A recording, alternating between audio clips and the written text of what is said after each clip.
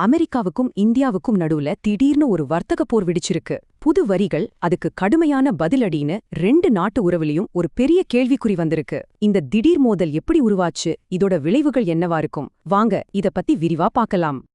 இந்த கதையோட ஆரம்பமே இந்த நம்பர் தான், 50%.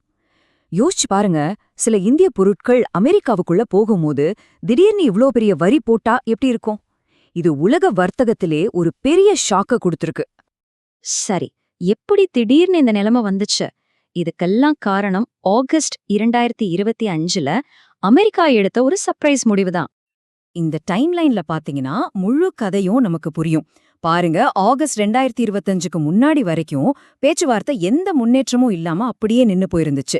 ஆனா ஆகஸ்ட் முதல் வாரத்துல அமெரிக்கா திடீர்னு 25% கூடுதல் வரி போட்டு மொத்த ஆட்டத்தையுமே மாத்திட்டாங்க. உடனே இந்தியாவும் இது நியாயமே இல்லைன்னு சொல்லி பதிலடி கொடுக்க ரெடி ஆயிடுச்சு. ஆனா இங்க ஒரு முக்கியமான கேள்வி வருது. ஏன் திடீர்னு இப்படி ஒரு ஸ்டெப்? வெறும் பேச்சுவார்த்தை நின்னு போனதுனால மட்டும்தானா, இல்ல இதுக்கு பின்னால வேற ஏதாவது பெரிய காரணம் இருக்கா? அமெரிக்க தரப்பிலிருந்து ரெண்டு முக்கிய காரணங்களை சொல்றாங்க. ஒன்னு, ஜியோ பாலிடிக்ஸ், அதாவது ரஷ்யா கிட்ட இருந்து இந்தியா தொடர்ந்து என்ன வாங்குறது அவங்களுக்கு பிடிக்கல. ரெண்டாவது, வர்த்தகத்துல ஏற்பட்ட விரக்தி. பல வருஷமா வர்த்தக தடைகளை குறைக்கிறது பத்தி பேசியும் எந்த முன்னேற்றமும் இல்ல. அதனால ஒரு அழுத்தம் கொடுக்கத்தான் இந்த ஸ்டெப்பை எடுத்திருக்காங்க. அமெரிக்காவோட இந்த அதிரடிய பார்த்து இந்தியா ஒன்னும் சும்மா விட்டுடல, அதுக்கு பதிலா ரொம்ப ஸ்ட்ராங்கா ஒரு ஸ்டாண்ட் எடுத்தாங்க. அது என்னன்னு பார்க்கலாம் வாங்க. பிரதமர் நரேந்திர மோடியோட இந்த வார்த்தைகள் நிலைமையோட தீவிரத்தை நல்லாவே காட்டுது. நியாயமில்லாத வர்த்தக நிபந்தனைகளுக்கு அடிபணிறத விட இந்தியா அதுக்கு ரொம்ப பெரிய விலை கொடுக்க தயாரா இருக்குன்னு அவர் சொன்னது இந்தியாவோட நிலைப்பாடு எவ்வளவு உறுதியா இருக்குன்னு தெளிவா காட்டுது. அபிஷியலா அவங்க வெளியிட்ட கண்டனத்துல இந்த வரிகள் நியாயமற்றது, தேவையற்றது, அறிவுக்கு பொருந்தாததுன்னு சொல்லியிருக்காங்க. அது மட்டும் இல்லாம அவங்க ஒரு முக்கியமான கேள்வியும் கேக்குறாங்க. ரஷ்யா கிட்ட இருந்து எண்ணெய் வாங்குற மத்த நாடுகள் மேல ஏன் இதே மாதிரி நடவடிக்கை எடுக்கல? இது ஒரு தரபட்சமான முடிவுன்னு இந்தியா வாதிடுது. சரி, இந்த வார்த்தை போரெல்லாம் ஒரு பக்கம் இருக்கட்டும். உண்மையில இதனால பொருளாதாரத்துல என்ன பாதிப்பு ஏற்படுது? நம்பர்ஸ் என்ன சொல்லுதுன்னு பாப்போமா? பாதிப்பு உடனடியாவே தெரிய ஆரம்பிச்சது. வரி போட்ட ஒரே மாசத்துல இந்தியாவோட ஏற்றுமதி $1 பில்லியன் மேல சரிஞ்சிருக்கு. ஜூலைல 8.01 பில்லியனா இருந்தது, ஆகஸ்ட்ல 6.86 பில்லியனா குறைஞ்சிருச்சு. இது சாதாரண சரிவில்ல, ரொம்ப பெரிய வீழ்ச்சி.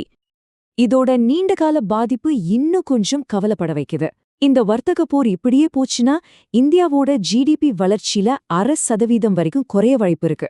இந்த 0.5% பார்க்க சின்ன நம்பர் மாதிரி தெரியலாம், ஆனா தேசத்தோட மொத்த பொருளாதார வளர்ச்சிக்கு இது ஒரு பெரிய பிரேக் போடும். இந்த பாதிப்பு குறிப்பிட்ட சில துறைகளை ரொம்பவே மோசமா பாதிக்கும்.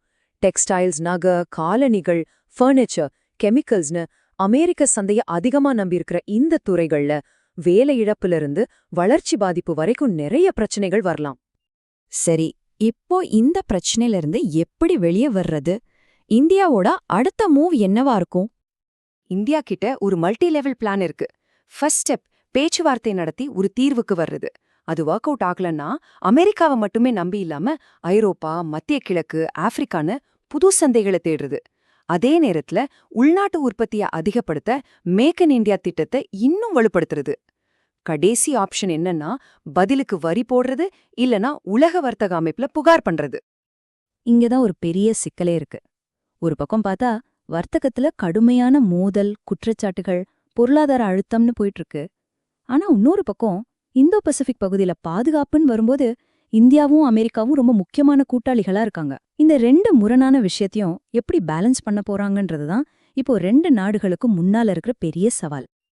அப்போ நாம இப்ப பாத்துட்டு இருக்கிறது ஒரு புது ட்ரேட் வாரோட ஆரம்பமா, இல்ல இது வெறும் ஒரு பெரிய பேரம் பேசுற டெக்னிக்கா?